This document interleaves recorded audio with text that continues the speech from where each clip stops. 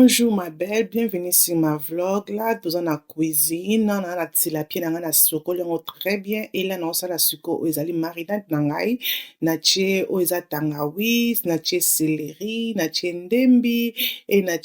ail. Et naza pe na oyo ezali pilipili na biso ya vert wana bozomona e nakotia mai moke après nake komixa yango donc tokomélange yango très bien yango nde koaide biso tosala marinade na biso ya poisson na biso ya tilapia. Donc voilà, après komixa yango ekomi biso comme ça comme bomoni emixami vraiment très bien. Nakotia légume na nga nyonso te mpo ezalaki ebele natie ndambu na tiki après wana nakoya sikoyo kotia baépice na ngai naotia oyo ezali bouillon na nga oyo ezali elengi ya poisson boyebi ke elengi ya poisson esalaka vraiment poisson kitoko donc elengi ya poisson ezalaka na mungwa te apesaka kaka goût mais okotia sikoyo oyo ezali bouillon moko oyo olingi ya mungwa mpo ke abimisa mungwa na poisson. Après natie moutarde après kotia moutarde naye kotia oyo ezali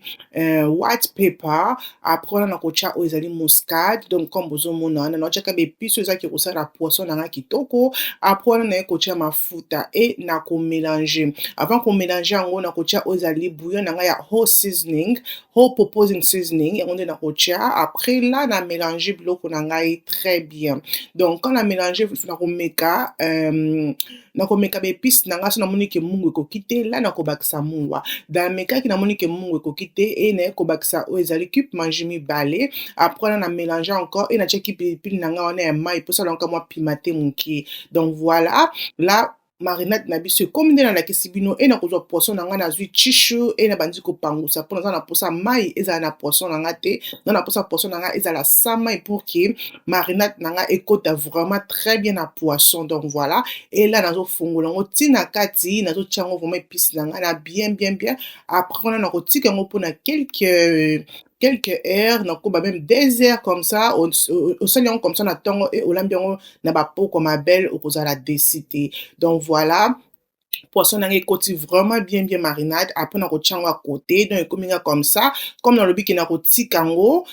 ekota vraiment goût ya marinade ntina kati comme bozomona nakotisi yango ntina kati ya motu très bien là après nakoya kotia yango sikoyo na four donc voilà après na poko wana nafungoli four naosalela four ya likolo parce que four ya likolo atumbaka poisson kitoko comparé ya four ya se atumbaka lokola vraiment na makala ok e natie moto na nga na mwa moyenne parce que mbisi na nga ebela malembe après quelques minutes nayesu kotala mbisi na nga pour ke nabakisa marinade likolo ya poisson na nga marinade oyo tosalelaki oyo tosozonaki poisson na biso yango nde na banda kopakola yango likolo ya poisson ti poisson ekobela mabele so poisson oyo erate tikela na commentaire na se poisson so omeki yango mbona ndako ekorate te goût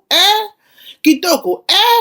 goût laisse tomber donc voilà comme omoni après wana nazongisi yango encore na moto après bana basenga nasala bango banana cake donc voilà wana nasala bango banana cake elo nasalaka nasombaka banane na nga comme omoni eza na chassis wana batekaka yango ebele bongo déjà ya kolembalemba bongo na 1 livre seulement epa na biso mpe so batekaka bafruits wana na market ok bon otiela bino déjà elembi makasi comme ça yango nga nasombaka naosalela quelques bananes nasalela presque 4 ou 5 bananes comme ça après nakoya kotuta yango très bien oyo etikali nakotia yango na congélateur parce que eza banane ebele naosalela nyonso mbala moko te ndenge etikali na chassis bo nakoti wana na congélateur e nakosalela yango lisusu ndenge okoti wana na congélateur naotia yango na frigo après 2-3 jours nasaleli bango encore banana cake parce que na ndako na nga balingaka vraiment banana cake bana nga balingaka yango makasi et là comme obuna osala banana cake na nga na mixe yango vraiment très bien ezala vraiment kitoko okolia banana cake no bona custard okopesa yango bana boye na miliki ezala vraiment kitoko omekisa bana on sait jamais donc bobiki bana poto bazala bato baponaka et so bakangami na eloko nalinga toujours kosalela bango yango.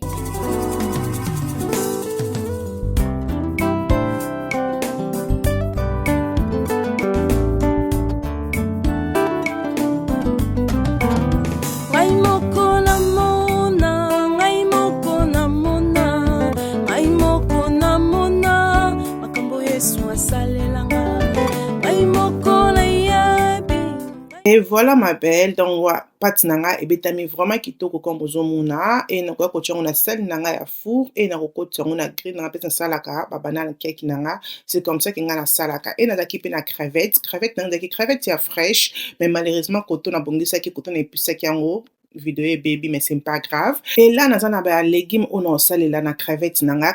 na sokola kiango et na nettoyer yango vraiment très bien. Cause crevette ça fraîche, ba mitu nango za ka salité na nango ba salité na nettoyer yango très bien na episango. Après wana na ekotokisa yango na ekotiango na kikalungu nanga na tie mwa mai muke na tiki yango ekota vraiment goût wana ekota tina kati ya misuni parce que misuni nango za ya minene. Après quelques minutes na ekoto siko ba légumes nanga obomoni na ekotia yango na crevette et na ekoto mafuta ndambu na ti là sikoyo na kotika vraiment crevette nanga etoka et na koluka kena finika crevette nanga parce que vapeur wana ekosala ki ba légumes nanga elemba kitoko nde na lingi après quelques minutes na ekotala crevette na biso comme bozomona wana donc na ekotia yango sikoyo goût na otia yango ezali bouillon nanga na tia bouillon ya crevette balebete misalaka vraiment crevette kitoko et na tie fait comme bomoni wana et na bandi suko balola comme bozomona ki mai eza vraiment mai ya malonga te eza ka mai moko muke après wana ekokoba kokalingama ekosala vraiment kitoko et nakoya kobakisa ai na tie ai esala kitoko na crevette donc tia ai non soso za oya fraîche tie ya fraîche eza pe na problème te nga na tie oya poussière comme bomoni après na baloli et nakoya kofinika nzungu na biso na kotika biloko nanga siko etoka la na ye kotala keke bomoni ke keke nanga ebeli kitoko donc vraiment nice alaki et na tia yango à côté donc voilà la biloko na biso ebeli crevette na biso esalaki biso comme ça balebele dame toliaki crevette na biso na ndako kitoko et gâteau na biso pe esali biso comme ça comme bozomona et poisson na biso pe ebelaki kitoko balebele tant ebeli lokwa na makala mais na makala te na four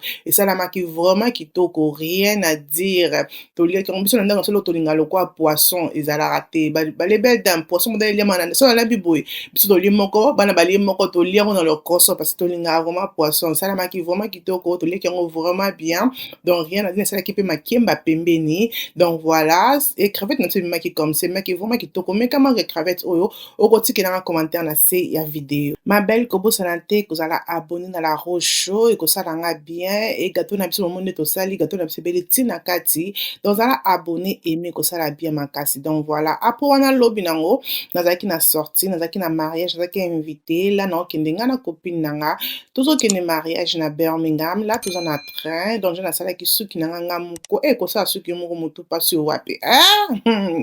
lokwa ça fait longtemps que nasala suki nga moko donc là yo ya voyage ki monaki cheveux ezalaki te nasala suki nga moko mais kitoko alaki mais perruque moto asalelanga yango ezali yoyo là toza na train tozokende siko Birmingham moko nayebi makambo Yesu esalelanga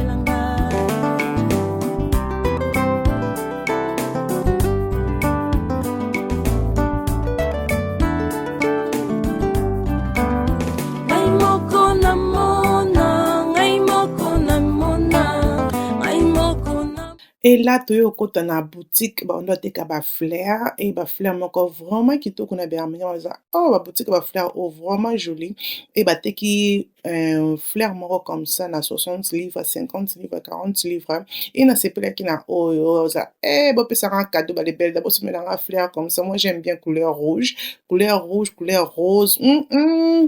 et c'est mon combat, ok? Donc voilà, là, nous sommes dans la boutique, nous sommes dans la station, après, nous sommes comme à Birmingham Station.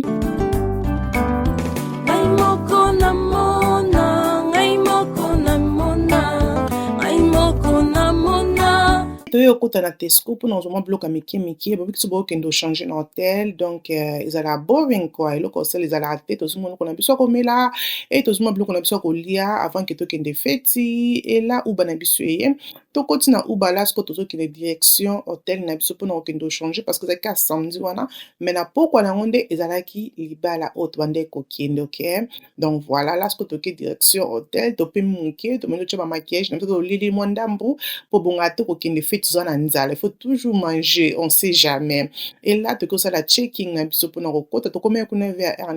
17h comme ça, 17h et quelques, presque 18h et tout. Donc voilà, on a qui bien, c'était propre, ça qui peut aussi mon néné.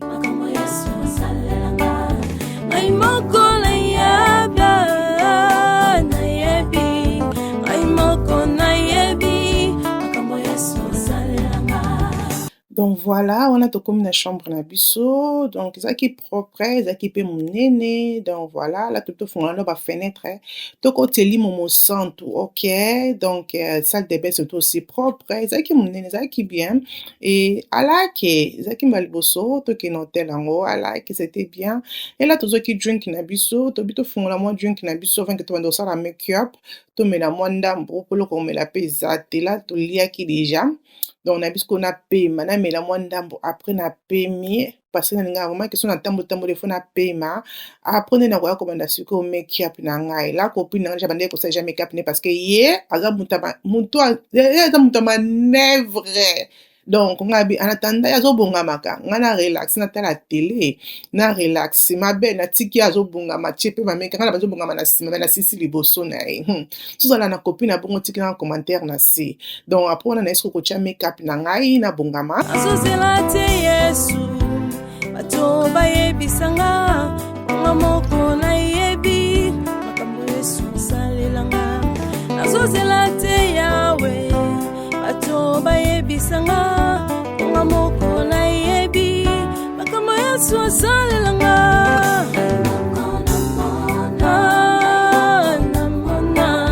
ngai moko namona makambo yesu asalelanga ngai moko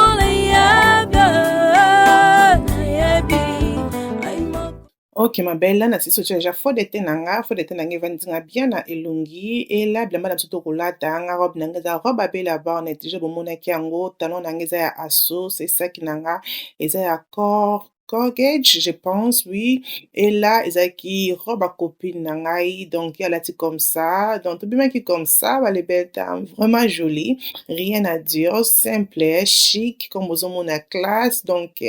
tout qui est quand même mariage, quoi. Mariage, il faut bien respect, ça comme la big day, mninga. Donc, voilà, là, tout ce qui est ce que vous avez taxi nabiso, poto kende, libala, mninga bali, sepe là, bon, on est sûr qu'il n'a comment. Et la robe c'était comme ça avant qu'il n'ait la salle et na filmé les belles dames look nanga pardon on tombe nanga la rose et boutique na filmé nan les belles dames na filmé bazwaka image on sait jamais ma mariée puis non ba koma quitter on a des copines on a dit eh Ivia kaya ko like sa outfit du jour